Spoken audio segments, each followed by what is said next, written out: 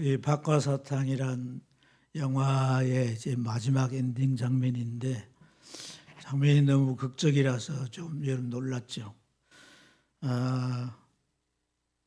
이제 참 이 영호라는 주인공이 순수한 청년, 박과사탕처럼 순수한 청년이었지만은 그 시루 그때는 이제 그 민주화 운동이 일어나고 또 그 시기에 군인이 되어서 민간인을 죽이고 또 경찰이 되어서 그런 운동하는 사람을 잡아다가 고문을 하고 나중에 이제 뭐 사업을 하다가 이제 몰락을 하게 되죠.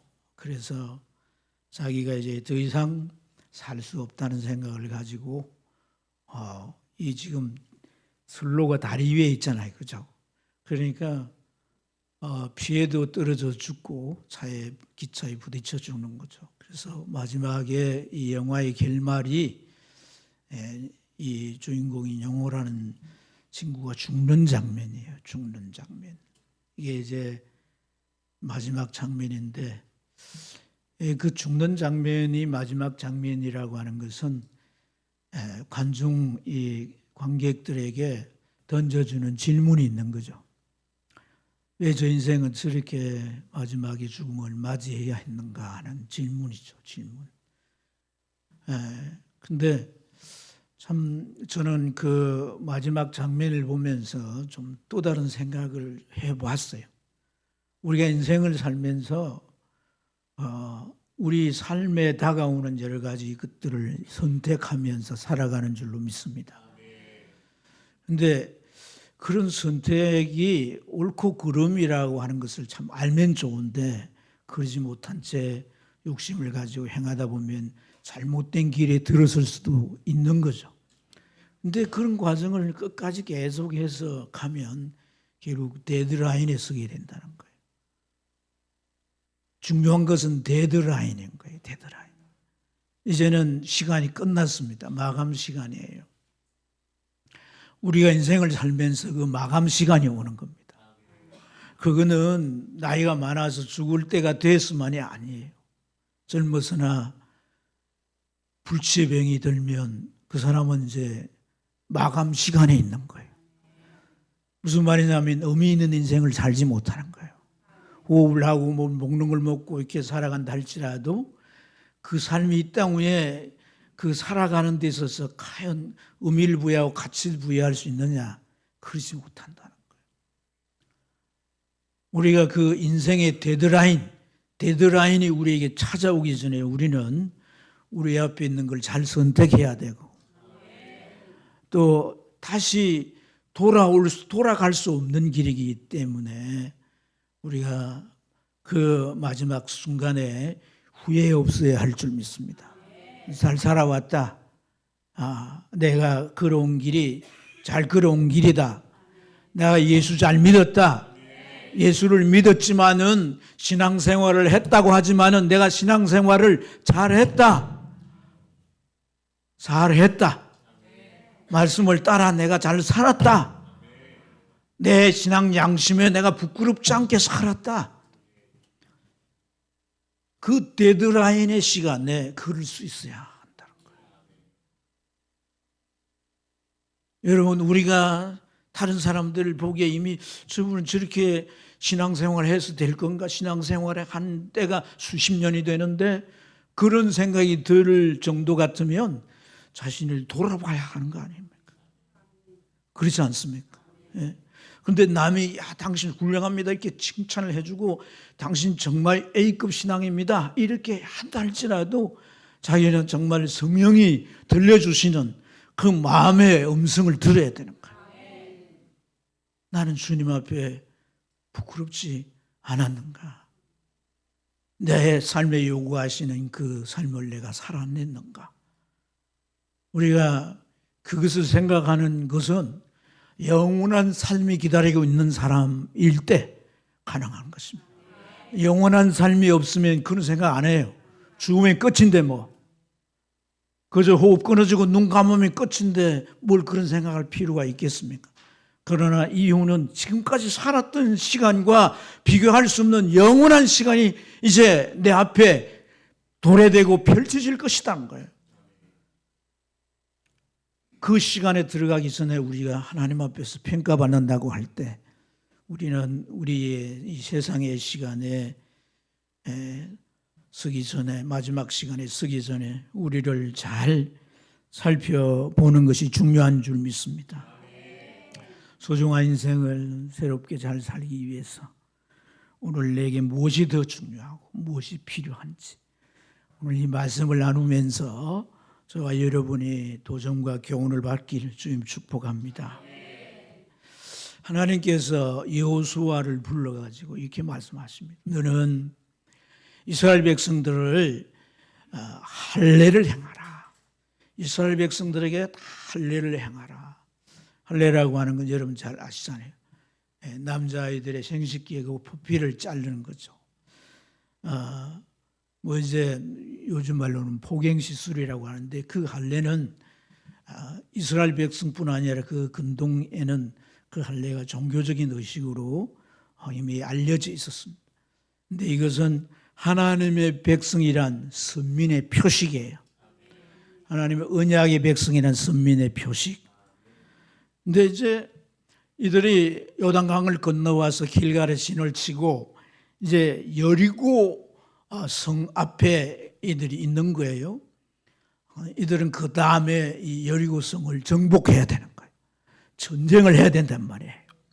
그런데 이 전쟁을 해야 하는 이런 마당에, 이런 상황에 하나님께서 여호수아에게 너 부싯돌을 가지고 칼을 만들어서 저 할례산에 데리고 가서 남자들을 전부, 이 남자들은 이제 군인이 될 사람들이잖아요. 군대 이제 나가서 적과 싸워야 될 군인들이란 말이에요. 이들에게 다 한 사람도 빠짐없이 할례를 행하라 이렇게 하나님이 지시를 했던 것인 거예요. 여러분, 이런 상황이면 하나님이 이스라엘 백성들에게 할례를 행하라고 하는 이 명령이, 이 지시가 납득이 될 만한 일이에요. 아니면 납득될 수 없는 일이에요. 납득이 될 수 없는 일.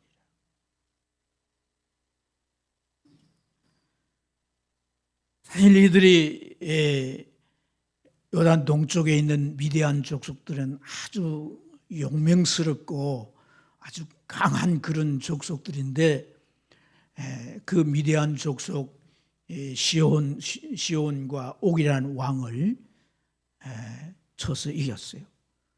옥이라고 하는 왕의 이 침대가 철로 만든 건데 이게 3m나 되는 거예요. 그러니까 얼마나 신체가 크겠어요. 그게 다 아낙 자손이에요. 미디안 하면 다 아낙 자손인 거예요. 그런데 그런 그들이 특별한 무기도 없이 그 두 족속들을 다 쳐서 이기고 그 땅을 빼앗아 버리는 거예요. 할렐루야. 그리고 모맥 이 보리를 베는 이 시기에는 요단강이 불어서 3배나 더 넓어지고 물살 유수가 아주 급속도로 흘러가는데 사람이 거기 서 있을 수도 없는 거예요. 그런 상황에 요단강을 하나님이 기적을 베풀어서 건넜다는 거예요. 근데 그러한 이 이스라엘 백성들이 지금 어디에 있는 거예요? 여리고의 코앞에 있는 거예요. 그러니까 오늘 여기 1절의 말씀에 보면 이 여리고 백성들의 마음이 다 녹아버렸다는 거예요. 그 주변에 있는 가나안 부족들도 마찬가지지만은 이게 여리고 성 앞에 있다는 것은 이 다음 차례는 누구다? 여리고다는 거예요. 그러니까 이들은 더 마음이 녹았고 더 정신이 없는 거예요. 이거 어떻게 해야 될까? 하지만은 이들이 뭐 마음이 막 겁을 잔뜩 집어먹고 두려움에 휩쓸려 있지만은 그냥 이들이 무방비로 당하지는 않을 거 아니겠어요. 그러니까 이들이 이 성문을 굳게 잠그고 이 안에서 모든 군대를 동원해가지고 성문이 열리지 않도록, 성이 뚫리지 않도록 방비의 방비를 다 했을 것이란 말이에요. 이러한 상황, 아주 전운이 감도는 상황이잖아요. 전쟁이 이제 막 팍 터지기 직전이란 말이에요. 오늘 이런 상황 앞에 하나님께서 이스라엘 군인들 남자들 다 데리고 할례산에 길갈 옆에 조그마한 산인데 올라갔어. 거기다가 전부 부시도 칼로 가지고 생식기를 다 잘라가지고 할례를. 그러면 3, 4일은 고통스러워 견딜 수 없어요. 적어도 움직이려면 7일이 걸려야 돼요. 제가 다리를 이렇게 잘라 이렇게 세워가지고 구멍을 파서 인공관절 넣었잖아요. 2주간 동안 이 통증 때문에 죽을 뻔했어요. 걸어 다닐 수도 없고. 그러니까 견디다가 못해 진통제를 맞고 무통 그거 해봐야 소용도 없더라고. 그런데 여러분, 이 사람이 그 피부를 잘라서 그것이 그 당시에는 무슨 뭐 의료 시설이 돼 있겠어요? 약이 있겠어요? 그냥 자연적으로 낫는 거예요. 이런 상황 가운데서 있다라고 하는 이것을 저 여리고 군대가 파악을 하고 이들이 그 정보를 입수했다면 이스라엘 백성들은 어떻게 될까요? 속수무책으로 다 몰살되는 거란 말이에요.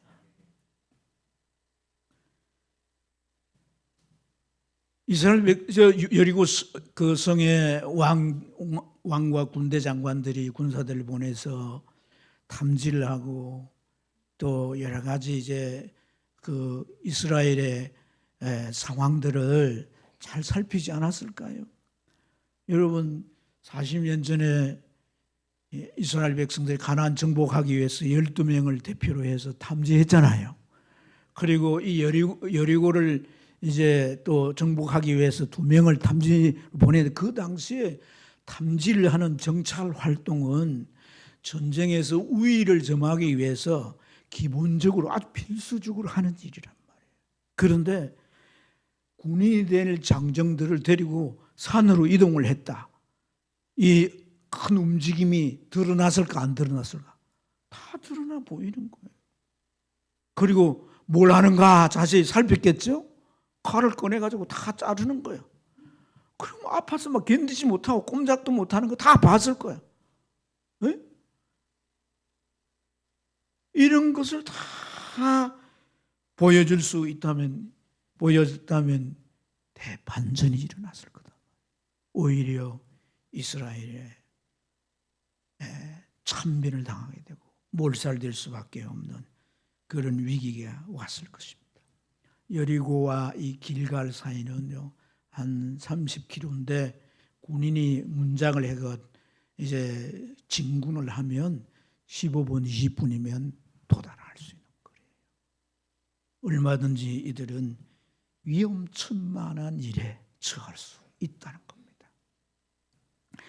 그런데 하나님께서 이 할례를 행하라 하셨다는 거예요. 하나님이 자기 백성들이 얼마든지 위험에 처할 수 있는 이것을 하나님께서 모르셨을까요? 아시면서 왜 그렇게 하셨을까요? 여러분, 우리 읽은 이 말씀 가운데 그 할례를 행한 이유를 4절 5절 이렇게 설명합니다. 애굽에서 나온 이스라엘 백성들, 그걸 이제 출애굽 1세대라 그러는데 이 1세대는 광야에 다 죽고 2세대들은 광야를 걸어오는 동안 할례를 받지 못했다. 이렇게 말합니다. 그래서 이 가나안 땅에 들어가기 전에 할례를 받게 하셨다는 건데, 그래서 할례를 필요해서 할례를 받게 했다면 하필이면 지금이냔 말이에요. 그렇지 않습니까? 가나안을 들어가는 건 가나안 동쪽에는 실제 하나님이 약속한 땅이 아니에요. 요단강을 건너서 서쪽이 이제 지중해, 저쪽은 지중해고 위쪽과 아래쪽이 이제 하나님이 약속한 땅인데, 그 약속한 땅을 들어가는 것은 요단강을 건너야 되는 거거든요. 그러면 이 요단강을 건너기 전에 할례를 행했다면 더 적절하고 좋았을 거 아니겠습니까? 그런데 하나님께서 이 여리고 코앞에서 이스라엘 백성들을 할례를 받게 하셨다. 여기는 아주 중요한 하나님의 의도가 있는 줄로 믿습니다. 출애굽의 목표가 뭡니까? 출애굽의 목표는 가나안 땅에 들어가기 위함인 줄 믿습니다. 그런데 가나안 땅에 이 가나안 땅에 간다라고 할 때에 40년 전에 1세대는 결국 들어가지 못했어요. 할례를 받지 못해 들어가지 못한 게 아니거든요.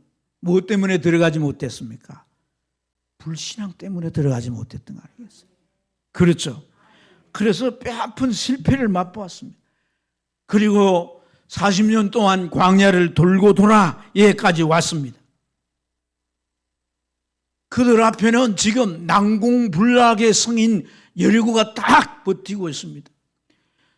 고대 중동 역사가들은 이 여리고성을 쌓은 이후부터 지금까지 한 번도 적의 이 침공에 무너진 적이 없다는 거예요.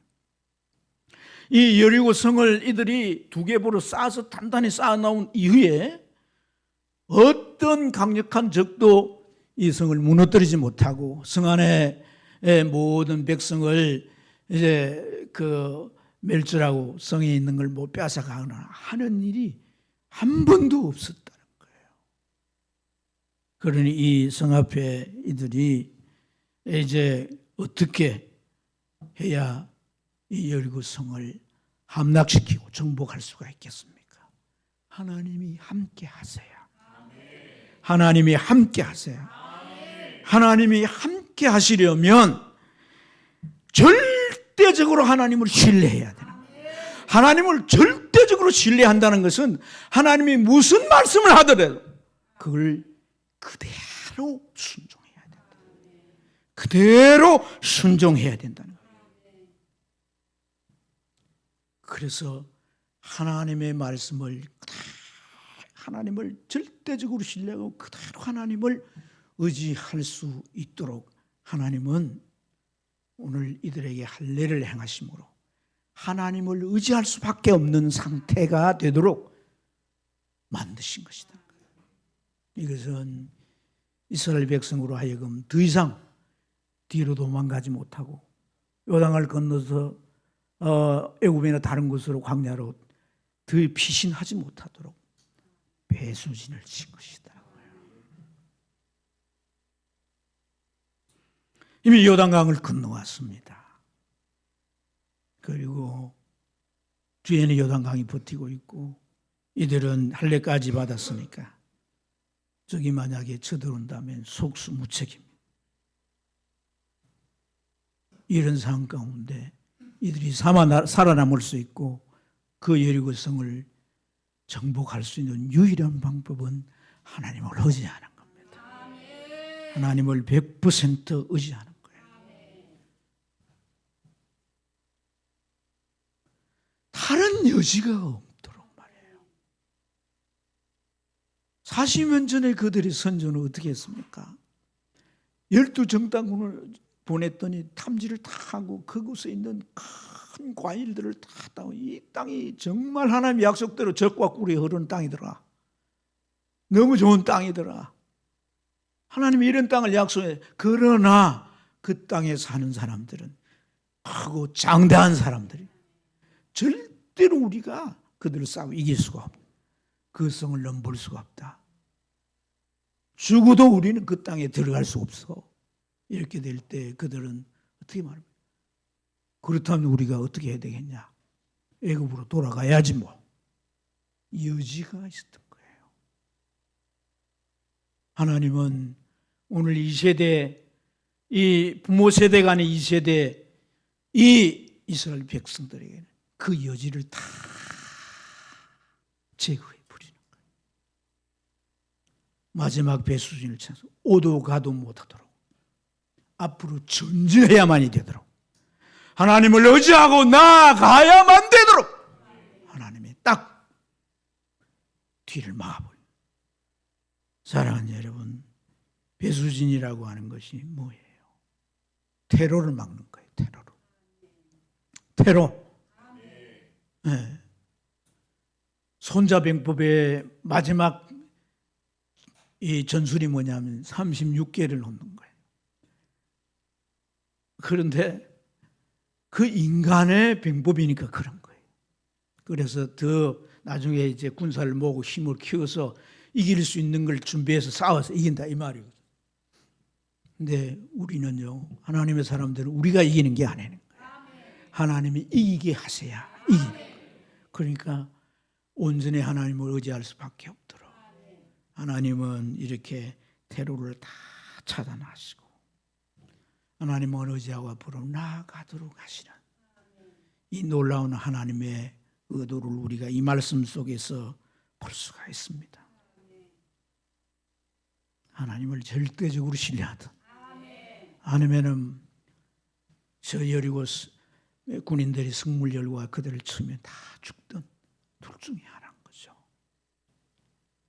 전에 제가 읽은 책들 가운데 벼랑 끝에 나를 세우라는 책이 있어요. 그런 책의 제목의 책들이 여러 권 있는데 어떤 성공담들을 기록했어요. 근데 그게 공통점이 뭐냐면 인생의 위기나 인생의 바닥에 처했을 때 그 직면한 이런 상황 가운데서의 그 삶이 앞으로 전진하는, 앞으로 나가고자 하는 그 마음을 일관되게 가지고 앞으로 나가지 못하도록 방해하는 것과 싫어마음에 싸우는 일을 부단하게 행한다는 거예요. 그 일을 계속 반복하고 그 일에 매진하고 그 일에 몰두하다 보면 어느 순간에 길이 나오고 방법이 나와서 그것이 해결되면서 자기는 어느덧 성장한 사람이 되고 그 과정을 지날 때 자기는 성공한 인생이 되더라는 그런 얘기들이에요. 여러분, 오늘 이 얘기는 그렇게 자기 개발을 하고 인생에 성공을 할 수 있는 요인을 갖추는 그런 차원의 얘기가 아닙니다. 믿음의 배수진치라는 것은 오직 하나님만을 의지하는, 어떻게 하면 내 믿음이 진정한 그런 믿음이 될 수 있는가, 온전히 그런 믿음이 될 수 있는가, 이것을 우리에게 교훈해 주고 계시는 줄로 믿습니다. 여러분, 신앙생활이라고 하는 것이 어떤 종교적인 의식에 머물러 있어서는 안 된다는 겁니다. 이 할례라고 하는 것은요, 그들의 선조 아브라함에게 하나님이 행하게 하신 그 이후부터 계속해서 수천 년의 역사가 지나오면서 할례를 행하게 하셨어요. 그래서 어느덧 선민이라고 하는, 하나님이 택한 선민이라는 표식으로 난지 8일에 다 할례를 행하게 했던 거예요.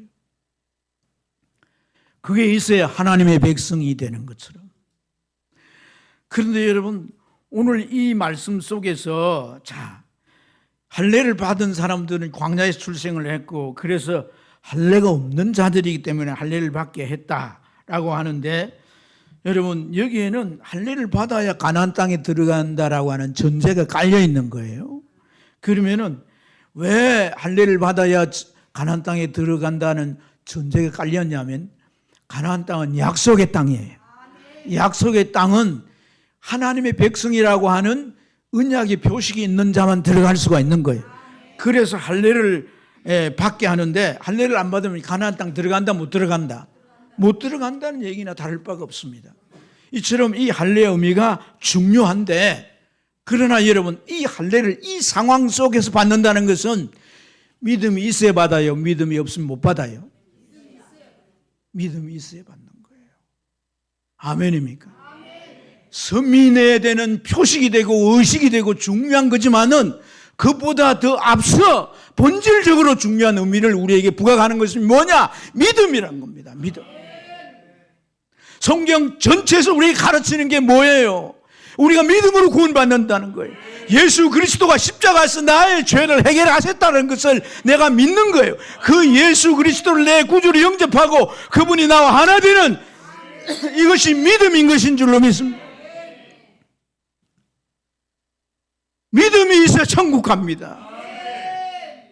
이 믿음이 없이는 안 된다는 거예요.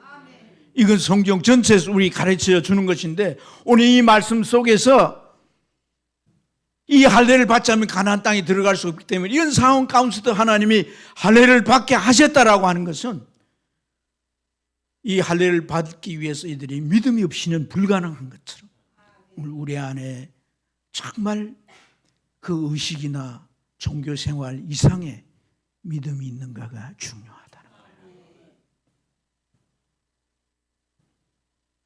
할례를 행한 후에 8절 9절에 보면 상처가 물 무릎에 하나님께서 이스라엘 백성들에게 이렇게 말합니다. 애굽의 수치가 내려갔다, 굴러갔다, 이렇게. 길갈이라는 말이 굴러갔다 이런 뜻이거든. 굴러갔다 이렇게 말해요. 이 수치란 말은 부정적인 표현이잖아요.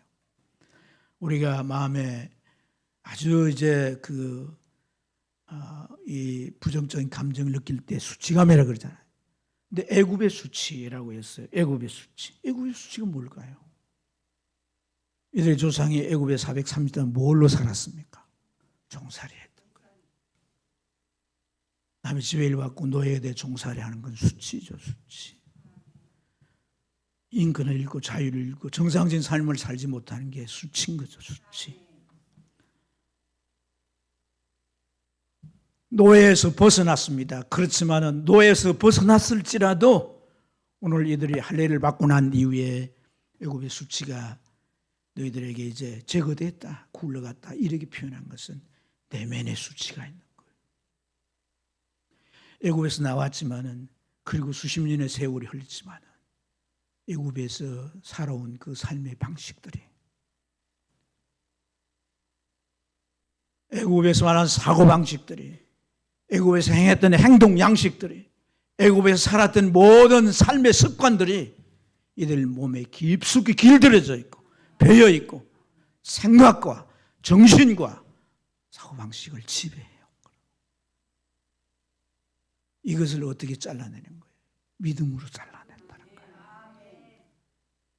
할례를 받음으로써, 이런 상황 가운데 할례를 받음으로써 이게 잘라져 나가는 것처럼 예수 그리스도가 십자가에서 매달려 죽으심으로 나의 옛사람과 함께 죽으셨다는 것이 진정 믿어져야 나의 옛사람의 행습과 악한 습관들과 죄가 잘라진다. 이런 믿음이 여러분의 있기를 주의 축복합니다. 하나님께서 할례를 다 받은 후에 이스라엘 백성들에게 애굽의 수치가 너희들에게 애굽 수치 다 굴러갔다 이런 말씀을 하신 것은, 이제 내가 너희 믿음을 보니까 너희가 부모 세대같이 저 가나안 족속도 너무 크고 가나안이니까 우리가 애굽으로 다시 들어가야 되겠구나, 그렇게 하지 않겠다. 너희들은 오로지 나를 의지하고 나와 함께 이 가나안 땅을 들어갈 수 있겠구나 하는 말씀인 줄로 믿습니다. 그래서 여러분, 이제 이들이 일어나서 여리고성을 정복하기 위해서 하나님이 어떤 지시를 내리시는 거예요? 군인을 세우고 그 다음에 제사장들을 세우고 그 다음에 백성들을 세우고 하루에 한 바퀴씩 돌라는 거예요. 돌 때 너희들이 일체 말하면 안 된다는 거예요. 소리를 내서도 안 된다는 거예요.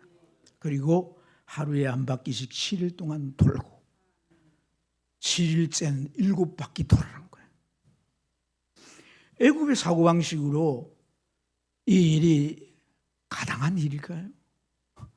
아니, 그 성을 세우고 역사적으로 지금까지 한 번도 무너뜨리지 못했다는 성인데 그 성 주변을 돌기만 하면 그 성이 무너진다는 것이 사람의 이성의 생각으로 가능한 거냐는 거예요.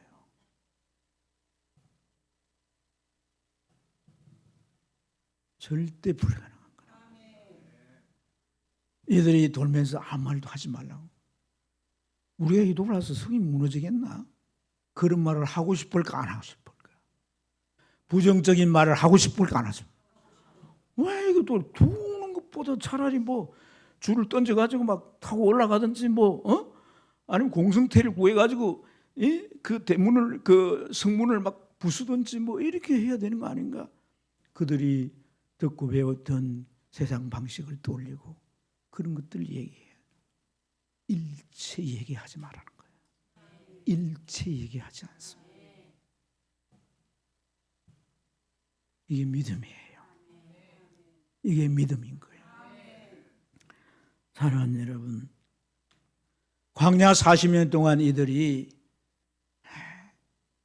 뭘 훈련받았는가 하는 것이 이 할례를 받고 열거성을 무너뜨리는 이 일들로 분명히 그 결과가 보여지는 것인 줄로 믿습니다. 우리가 하나님의 말씀을 듣고 그대로 순종하면 하나님은 그것을 그대로 이루십니다. 여러분, 우리가 하나님의 말씀을 듣는다는 것이 얼마나 중요한 것인지를 우리가 잘 깨달아야 되는 것이, 여기 이제 6절 말씀을 보면 그 1세대 부모 세대가 결국 가나안 땅에 들어가지 못한 것은 그 이스라엘 자손들이 여호와의 음성을 청종하지 아니하였으므로. 이 청종이라는 말은요, 이 청종한다라는 이 청종이라는 말은 샤마란 말인데 그 의미를 이해하고 순종한다는 거예요. 여러분, 하나님의 말씀을 들을 때 청종해야 된다는 거, 이게 말씀이 들으실 때 깨달아 이해돼야 되는 거예요. 아멘. 하나님의 말씀은 하나님께서 성령을 통하여 감동하시면 이해가 되는 거예요. 깨달아지고 믿어지게 되는 거예요. 아멘. 우리가 하나님의 말씀을 들을 때, 이 목사를 신학을 공부시키고 부르셔서 신학을 공부시키고 이 자리에 세우신 것은 하나님의 말씀을 전하라고 세우신 거예요. 그래서 기도하고 말씀을 연구하고 또 하나님의 말씀을 준비해서 전하는 것은 자기 말을 전하는 게 아니라 하나님의 말씀을 전하는 거예요. 그래서 이 시간 졸면 안 되는 거예요. 그래서 하나님의 말씀을 들을 때 청종해야 된다는 거예요. 청종이 돼야 된다는 거예요. 듣고 이해가 되고 깨달아져야 된다는 거예요. 그게 무슨 말이면 오늘 이 말씀으로 적용한다면 그 말씀을 듣고 내가 할례를 행하라 하는 말씀이 들렸을 때 포피를 잘라내는 것처럼 내가 애굽의 수치가 되는 이러한 모든 것들을 그 말씀을 듣는 순간에 내가 이것을 잘라내야 되겠구나, 이것을 제거해야 되겠구나 하는 믿음을 보여야 된다는 거예요. 이게 청종이라는 거예요. 청종. 그게 안 됐기 때문에 결국 뭐라고 말씀합니까? 이 6절에 조상들에게 맹세하여 우리에게 주시리라고 약속한 땅, 곧 젖과 꿀이 흐르는 땅으로 땅을 그들이 보지 못하게 하리라 하시매, 애굽에서 나온 족속 곧 군사들은 다 멸절하기까지 40년 동안 광야에서 헤매였더니 라고 말씀하는 거예요. 여러분, 우리가 하나님의 말씀을 듣는 이 시간이 그처럼 중요한 거예요. 말씀을 듣는 순간에 내가 정말 오늘 이 말씀 속에서 마음의 할례를 받는, 내가 마음에서 잘라내야 할 것, 내가 삶 속에서 잘라내야 할 것, 내 행위 속에서 잘라내야 할 것, 이것들을 찾아내야 되는 거예요. 아멘입니까? 그래서 오늘 이 애굽의 수치, 어찌 보면 세상이 볼 때는 그건 수치가 아니에요. 정당한 방법이고 살아가는 양식이에요. 누구나 그렇게 살아가요. 하지만 하나님의 백성된 나에게는 하나님의 눈으로 보실 때 그건 수치인 거예요. 하나님의 눈으로 볼 때 수치가 되는 것을 내가 잘라내는 거예요. 아멘입니까? 그걸 잘라낼 때 그것이 내 삶이 뒤로 가지 않고 가나안 땅을 향해 앞으로 나아가는 배수진이 되는 것이고 내 삶에 전진이 있게 하는 것입니다. 잘라내는 데는 고통이 따를 거예요. 위험 부담이 있고 얼마나 큰 두려움의 중압감이 나를 누를지 모릅니다. 그렇지만 내가 순종하면 그 다음은 하나님이 책임지시고 내 길을 인도하시는 거예요. 이걸 경험하는 것이 믿음의 삶인 것입니다. 이렇게 살아가는 삶이 오늘 우리가 하나님의 자녀된 삶인 거예요. 이 할례를 행한 후에 하나님께서 여리고 평지에서 이스라엘 백성들에게 두 가지 일을 행하십니다. 하나는 유월절을 행하게 하십니다. 유월절이 뭡니까? 애굽에서 나올 때 마지막 재앙을 넘어가게 하신 일이 아니겠어요? 그러나 그걸 절기를 지키게 하신 것은 그 어린 양의 피로 넘어갔듯이 어린 양 대신 예수 그리스도가 이 땅 위에 오셔서 십자가에 피 흘려 주심으로 우리의 모든 죄를 속죄케 하시고 심판과 죄의 영원한 형벌, 지옥 형벌에서 우리를 벗어나게 하는, 그 형벌이 넘어가게 하는 하나님의 구원의 은총을 이 의식을 통해, 이 절기를 통해 그들이 바라보는 것인 줄로 믿습니다.